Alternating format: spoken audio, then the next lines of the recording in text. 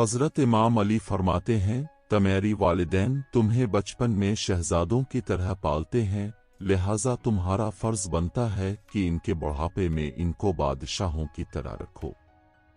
جو فضول خرچی پر فخر کرتا ہے وہ مفلس ہے کر ذلیل ہوتا ہے۔ حضرت علی۔ دنیا میں 1000 رشتے بناؤ لیکن ایک رشتہ ایسا بناؤ جب ہزاروں آپ کے خلاف ہوں تو وہ ایک آپ کے ساتھ۔ حضرت علی۔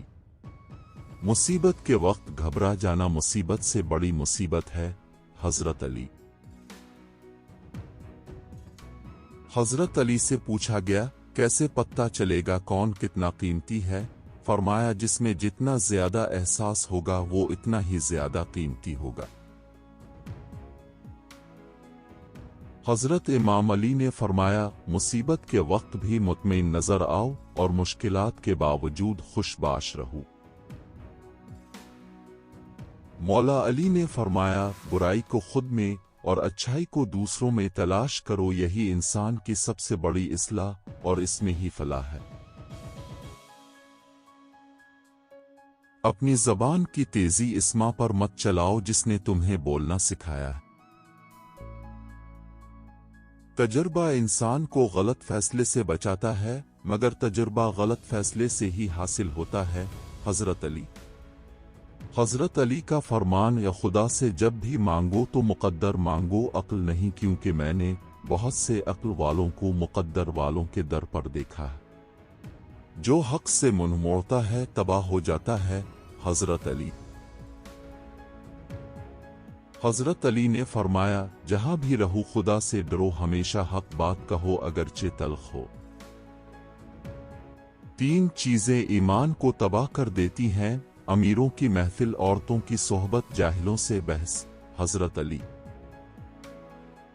کسی کے خلوص اور پیار کو اس کی بے وقوفی مت سمجھو، ورنہ کسی دن تم خلوص اور پیار تلاش کرو گے اور لوگ تمہیں بے وقوف سمجھیں گے۔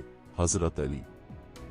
مولا علی نے فرمایا، چغل خور ایک لمحے میں ایسا فتنہ پیدا کر دیتا ہے جو کئی ماہ تک چلتا ہے۔ ان پر اعتبار کرو جو تمہاری 3 باتیں بھانپ سکیں، تمہاری ہنسی میں پوشیدہ درد، تمہاری غصے میں پوشیدہ پیار، تمہاری خاموشی میں پوشیدہ وجہ۔ حضرت علی۔ عقل جیسی کوئی دولت نہیں اور جہالت جیسی کوئی غربت نہیں۔ اتنے خشک نہ بنو کہ توڑ دیے جاؤ اور اتنے نرم نہ بنو کہ نچوڑ دیے جاؤ۔ ہر اس دوست پر بھروسہ کرو جو مشکل میں تمہارے کام آیا ہو۔ دوستی اور محبت ان سے کرو جو نبھانا جانتے ہوں، نفرت ان سے کرو جو بھلانا نہ جانتے ہوں، اور غصہ ان سے کرو جو مٹانا جانتے ہوں۔ لوگ پیار کے لیے ہوتے ہیں اور چیزیں استعمال کے لیے، بات تب بگڑتی ہے جب چیزوں سے پیار کیا جائے اور لوگوں کو استعمال کیا جائے۔